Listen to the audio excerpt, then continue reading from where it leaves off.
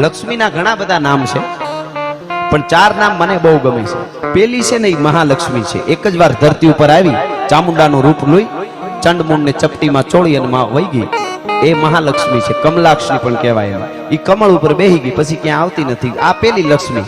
બીજા પ્રકારની લક્ષ્મી છે ને, એને ચપલા કહેવાય. ચપલા છે ને એને બિલીની સવારી હોય.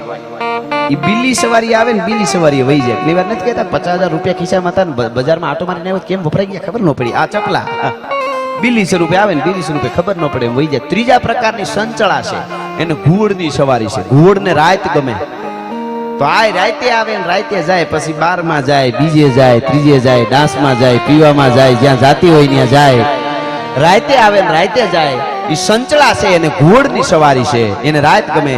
મિત્રો, ચોથા પ્રકારની છે ને એ મહાલક્ષ્મી, શુભ લક્ષ્મી છે. શુભ લક્ષ્મી